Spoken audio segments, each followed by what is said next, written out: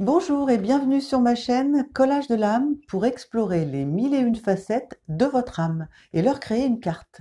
Vous avancerez ainsi avec confiance et fluidité dans votre vie personnelle et professionnelle. Si vous regardez cette vidéo, c'est que vous avez à minima une vague expérience de l'anxiété.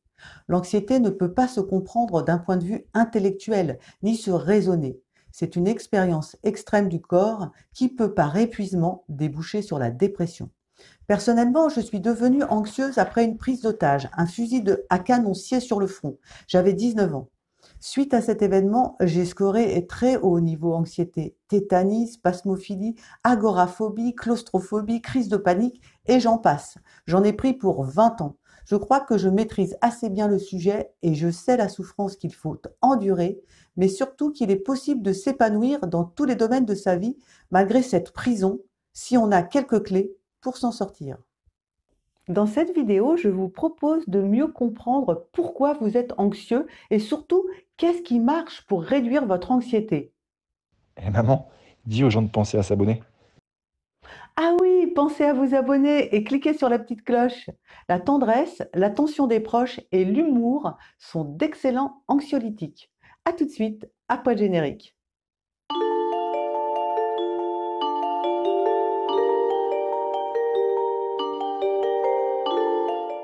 Pour être anxieux, anxieuse, il faut 3 éléments. Un terrain, l'ADN, une graine, un déclencheur, un arrosage, un comportement.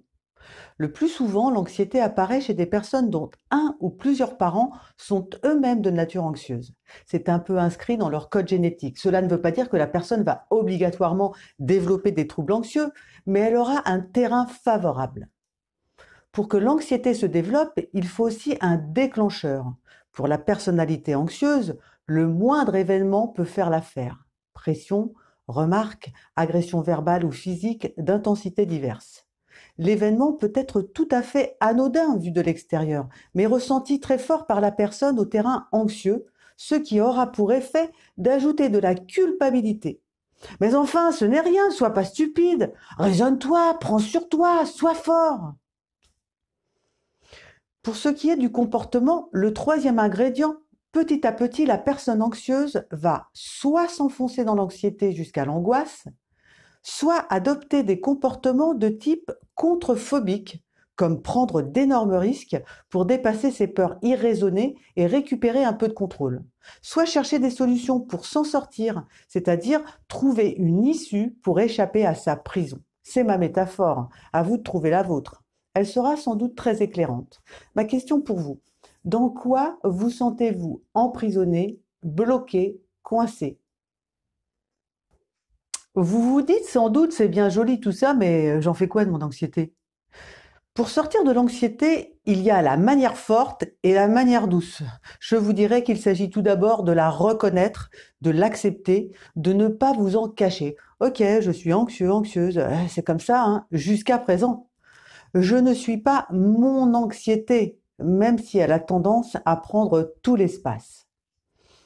Ensuite, identifiez les premières manifestations afin de vous dire, ça y est, je rentre dans le tunnel. Prenez conscience des premières manifestations. Accélération cardiaque, sueur, envie de crier, de fuir ou de se cacher. Et ensuite, tentez de décrire la forme que prend votre anxiété. La façon la plus simple est de faire un dessin, c'est-à-dire de projeter cette anxiété, la jeter en dehors de vous. Parce que c'est ainsi que vous pourrez agir sur elle sans agir contre vous. Prenez des pinceaux, des stylos, tout ce que vous voulez et dessinez votre anxiété. Donnez-lui un nom afin de la mettre à distance.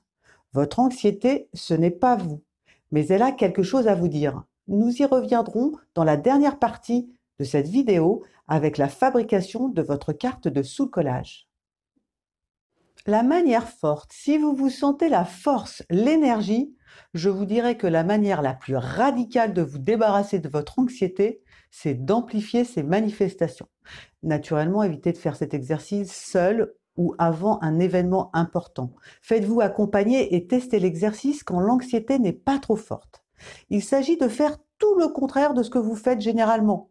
Le plus souvent, essayez de contenir l'anxiété. Ici, il s'agit d'augmenter les sensations désagréables et de les laisser grossir. Imaginons que vous vous mettez à transpirer. Portez votre conscience sur cette sensation de transpiration.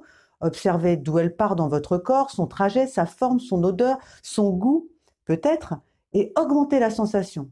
Observez comme si vous étiez de l'extérieur, c'est-à-dire lâcher prise. Plus vous tentez de contrôler les manifestations d'anxiété, plus elles prennent de la force, plus vous les laissez s'exprimer, plus elles perdent en puissance. C'est le principe de la pulsion.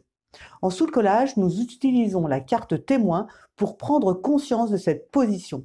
Elle correspond à la conscience. J'ai bien conscience qu'il est difficile de commencer par cette méthode radicale. Il existe donc de nombreuses approches, je les ai toutes essayées, et plus encore. La sophrologie, le yoga, le qigong, la cohérence cardiaque, la méditation pleine conscience ou autres, toutes les pratiques énergétiques qui vous remettent en connexion avec votre corps, votre rythme et votre souffle. Elles vous enseignent à la fois le lâcher-prise et le contrôle. Elles développent vos capacités de visualisation. Une pratique régulière vous permet d'apprendre à respirer, ce qui physiologiquement rétablit un équilibre chimique en diminuant notamment votre niveau de cortisol. Voici un exemple très simple de relaxation. L'exercice dure à près de 2 minutes. La relaxation en 3 points. Je vous conseille d'ailleurs la lecture de ce petit livre que j'adore, Respirer pour mieux vivre. Vous êtes assis confortablement dans une chaise ou dans un fauteuil. Vos mains sont posées à plat sur vos cuisses. Vos pieds touchent le sol. Vous observez votre respiration. Inspire, expire.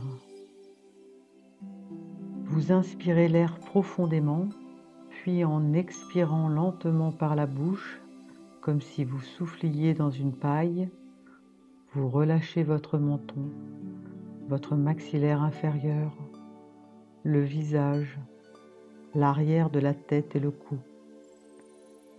Vous prenez conscience de la détente qui s'est ainsi installée sur la zone tête, visage, cou. Inspire, expire.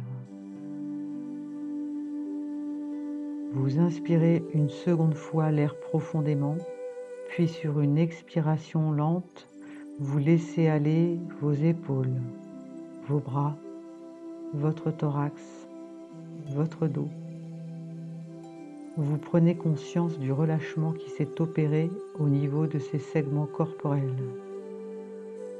Inspire, expire.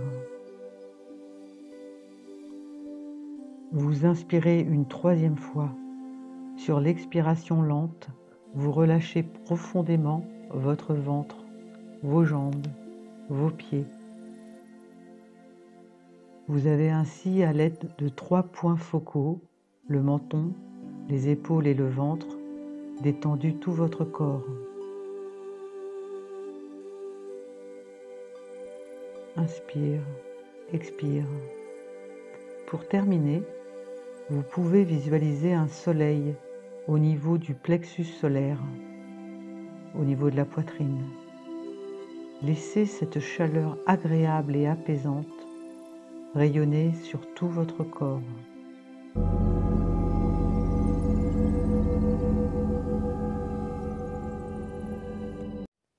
Quelles sont vos envies?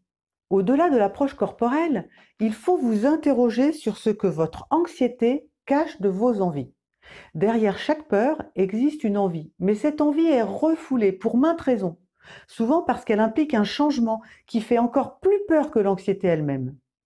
Ma question pour vous, si vous l'acceptez, est la suivante. Au fond de vous, de quoi avez-vous besoin qui vous paraît si insurmontable?